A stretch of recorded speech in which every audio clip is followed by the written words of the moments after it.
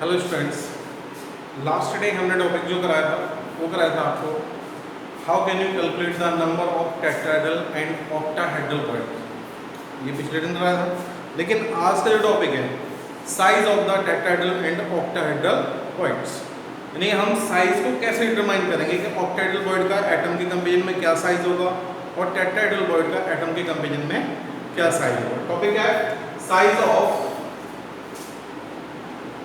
size of tetrahedral and octahedral bonds। ये size of tetrahedral and octahedral bonds. देखो इससे related topic जो main है वो मेन रिलेशन आता है। फर्स्ट है relationship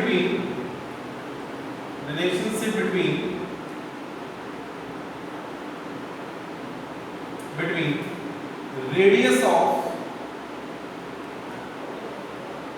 octahedral voids and this is the smaller and radius of atom capital in the closed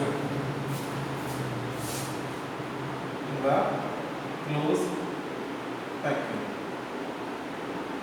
ठीक है, टॉपिक ये बनता है क्या हो गया? Relationship between radius of octahedral bond and radius of atom in the closed vacuum. अब हम ये इमेजिन करके चलते हैं क्योंकि इमेजिनरी यूनिट है, इमेजिनरी यूनिट यानी कंप्लीटली हमारे रियल लाइफ में ऐसा होगा नहीं होगा वो कुछ पता नहीं, लेकिन यूनिट जो है वो इमेजिनरी है। तो ये हम कंसीडर करके चलते हैं कि जो टेट्राहेड्रल बॉन्ड होते हैं वो आपके फेस पर प्रेजेंट होते हैं। किस में प्रेजेंट होंगे? फेस पर। तो फेस पर अगर हम किसी भी यूनिट सेल को बनाएं तो फेस पे कॉर्नर पे 4 एटम हो जाएंगे। जैसे अगर हम यूनिट सेल बनाते हैं, this is the unit cell, देखिए this is the unit cell, ठीक, this is the unit cell. अगर हम इसको फेस पर बनाते हैं, जैसे ये दिस इज द फेस, ये कॉर्नर हो गया और ये आपका फेस हो गया। ये मान के चलते हैं कि जो ऑक्टाहेड्रल बॉन्ड होगा वो कहां प्रेजेंट होगा? फेस पर प्रेजेंट होगा। तो 4 एटम ही हो गए, बीच में बिटवीन हो गया। अगर ये आपस में टच हो रहे हो तो इस तरह से स्ट्रक्चर बनेगा ना। देखिए अगर ये आपस में टच हो रहे हो तो जो स्ट्रक्चर बनेगा वो इस तरीके से बनेगा। ये एटम हो गया एक, दूसरा एटम हो गया, तीसरा एटम हो गया and this is the fourth atom. Clear भाई? और इन बिटवीन क्या बन जाएगा? टेट्राहेड्रल बॉन्ड बन जाएगा। क्लियर भाई? This is tetrahedral bond in between हो जाएगा। नेक्स्ट देखिए,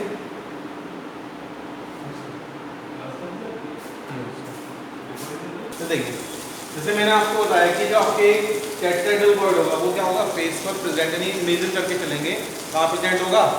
फेस पर प्रेजेंट होगा। जब फेस पर प्रेजेंट होगा तो बेटा देखो अगर हमें ये दिस इज द फेस पे प्रेजेंट हो गया। अगर हम इसको सर्कल टाइप लेते हैं, सर्कल ठीक। अब यहाँ ध्यान रखना, ये क्या है? एटम का क्या बेटा? एटम। और this is the octahedral bond. चले गया ऑक्टाहेड्रल बॉन्ड। अब यहाँ ध्यान समझना है, इसकी रेडियस को हम स्मॉल आर मान लें। क्या मान लें? स्मॉल। और इसकी रेडियस कैपिटल आर, यानी एटम की रेडियस क्या मान लें? कैपिटल। इस तरह से एक ट्रायंगल बन जाएगा। चलिए भाई, ये भी आर हो जाएगा कैपिटल आर और ये स्मॉल आर। एक ए पॉइंट हमने ये ले लिया, बी ये ले लिया, सी ये पॉइंट। चलिए भाई ऐसा है, ये ए हो गया, ये बी हो गया, ये सी हो गया। अब यहाँ मान लीजिए कंसीडर है, कंसीडर करेंगे सपोज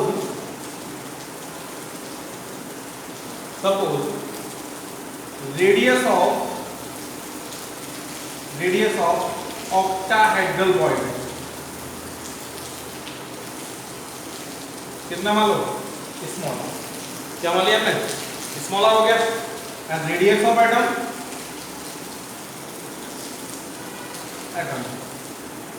ये क्या मान लिया? कैपिटल। क्लियर भाई? रेडियस ऑफ एटम क्या हो गया? Capital R. अगर ये आपका राइट एंगल यानी ABC is right angle triangle, अगर एबीसी क्या हो? Right angle. If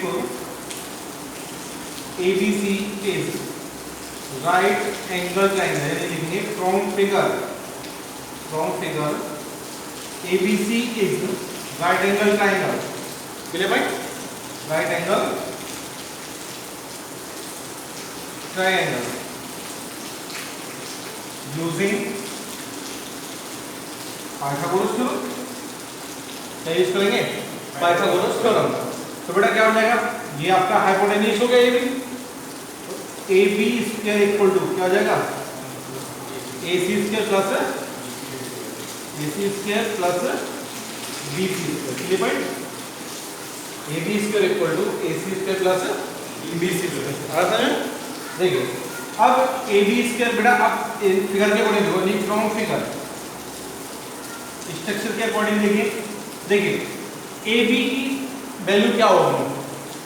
A B equal to इसकी रेडियस कितनी है? मतलब इसकी रेडियस कितनी है? हाँ, तो ये r प्लस आर, ये किसके इक्वल हो गया? 2r के इक्वल हो गया। Clear point? ये समझ आया बेटा? ए बी इक्वल टू क्या होगा? r plus R. कहां से है? ये कैपिटल आर, ये कैपिटल आर। कितना हो गया?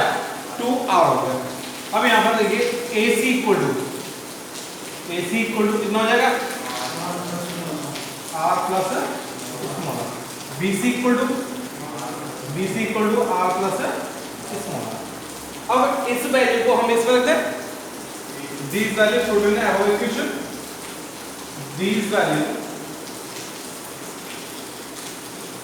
put in above equation।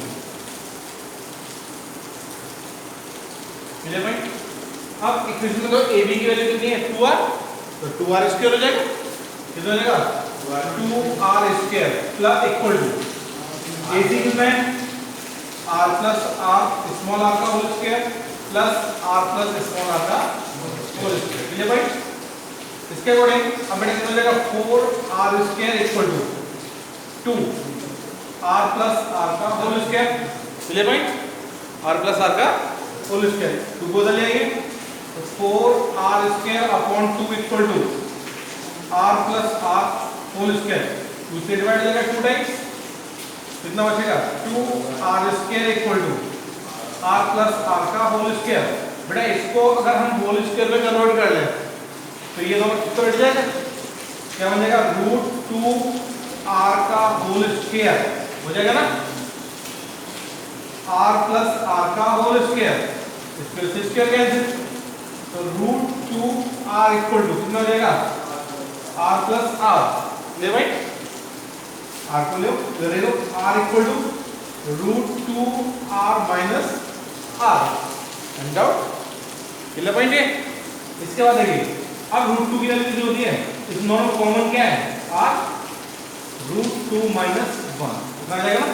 Common r को हमने बाहर निकाली, कितना होता है बेटा? इसकी वैल्यू होती है 1.414 माइनस 1 कितना आ जाएगा? 0.414 r। This is the size of the relation between size of atom and size of the octahedral body. Any doubt?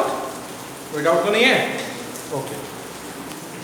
अगला पॉइंट है सेकंड पॉइंट बेटा, relationship between radius of tetrahedral body and radius of atom in the close packing. इस close packing में क्या क्या point है? हमें relationship निकालना है किसके बीच में? रेडियस ऑफ टेट्राहेड्रल बॉडी और रेडियस ऑफ एटम में। अब हम ये कंसीडर करके चलते हैं कि जो आपका टेट्राहेड्रल बॉडी होगा वो at the centre of unit cell present होगा। इमेजिन करके चलते हैं कि जो आपका टेट्राहेड्रल बॉडी कहाँ प्रेजेंट होगा? Centre of the unit cell, यानी यूनिट सेल के सेंटर पर प्रेजेंट होगा। जब सेंटर प्रेजेंट होगा तो स्ट्रक्चर देखिए कैसा बनेगा।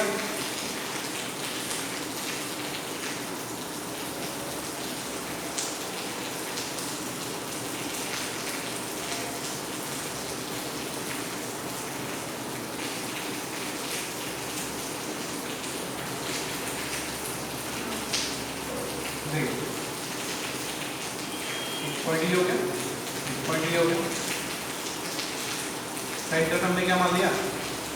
कौन सा वर्ड होगा? टेट्राहेड्रल वर्ड होगा। यहाँ से एक डायगोनल डाल लीजिए, ये बन जाएगा एक आपका डायगोनल सी हो जाएगा। तो यहाँ क्या करो, एज लेंथ हमने इसकी ए मान A B C and D, ठीक है भाई, और दो गए ए बी सी डी। अब याद रखो देखो दो ट्रायंगल बन गए, एक बन गया ए बी सी और दूसरा क्या बन गया A C D. This is the, ये जो हमने वर्ड बनाया है ये कौन सा हो जाएगा, tetrahedral word. This is the tetrahedral word, और ये आपके क्या है एटम, ठीक है भाई, this is the atom, atom लिख लीजिए। अब ध्यान समझना इधर देखो, इसको कंसीडर कर चलते हैं, suppose edge length of unit cell, edge length of unit cell equal to 8, क्या मान लिया, एज लेंथ कितनी मान लिया हमने 8, radius of atom and radius of atom ये हमने क्या मान लिया, कंसीडर करेंगे capital R, and radius of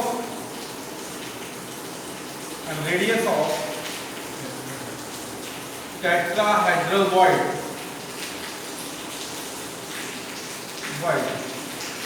this is the small R, क्या मान लिया स्मॉल आर। अब बेटा यहाँ देखो फ्रॉम स्ट्रक्चर है, from figure in right angle triangle A B C, AC आपका क्या है, AC is face diagonal,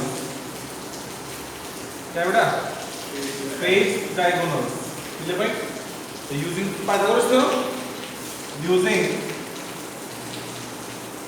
PZT यानी पाइथागोरस थ्योरम, क्या होती है पाइथागोरस थ्योरम, AB AC इसके लिए यानी हाइपोटेन्यूज हो गया, ये AB हो गया और ये BC, तो AC स्क्वायर इक्वल टू, ये हम पीछे बता चुके हैं, क्या बन जाएगा AB square plus BC square, नहीं है AB square plus BC square. Edge length हमने क्या डिटरमाइन किया है, A square plus A square कितना हो जाएगा 2A स्क्वायर, ठीक है भाई, A square plus A square कितना हो गया 2A स्क्वायर, तो AC स्क्वायर इक्वल टू कितना आ गया 2A square, then AC equal to √2 into A, ठीक है भाई, कितना आ गया √2 into A। अगर हमारे A और C आपस में टच हो जाए तो इसकी वजह, ये एटम ही जो है कॉर्नर वाले, तो इसकी रेडियस r हो जाएगी, इसकी रेडियस r कितने हो जाएगा टोटल 2r के इक्वल हो जाएगा। तो इफ A and C are touching, then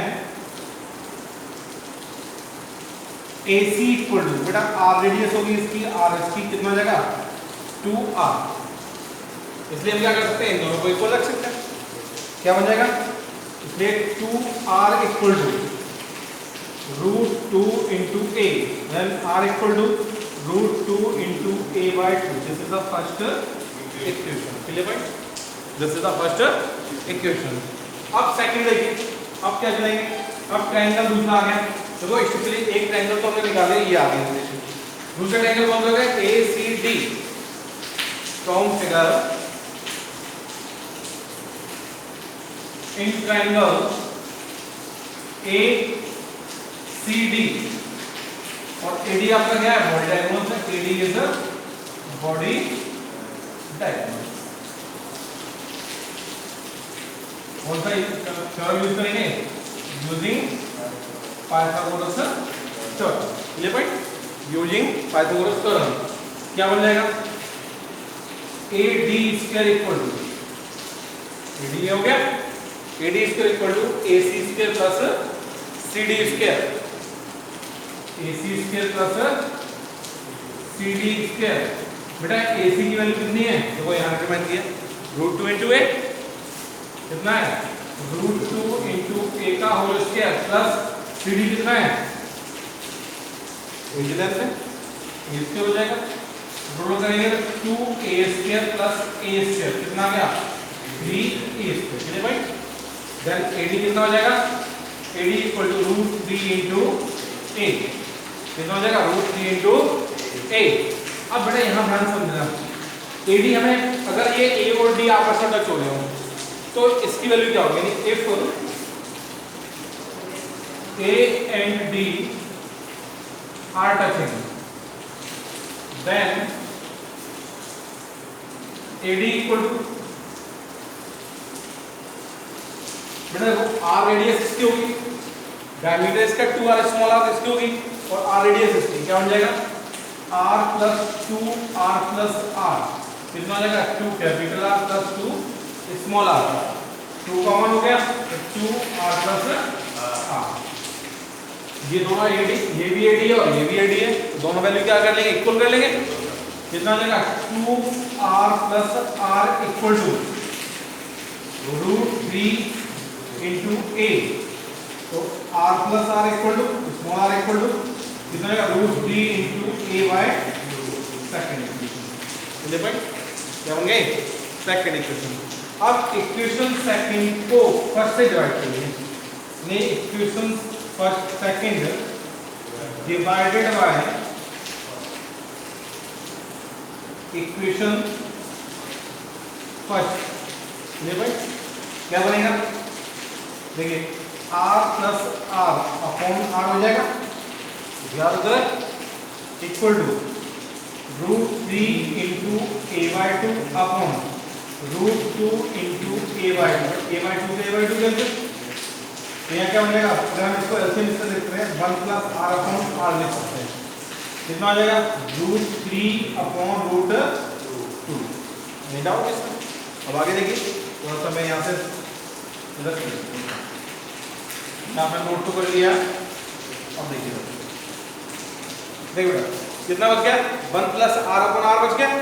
अब यहाँ 1 प्लस r अपॉन r को देखो यहाँ क्या लिखा 1 plus small r upon capital R equal to कितना √3 अपॉन √2, तो इसको हम इधर ट्रांसफर कर दें, क्या हो जाएगा r upon r equal to √3 upon √2 minus 1, लिख जाओ √3 अपॉन √2 माइनस 1 आ रहा है समझ में।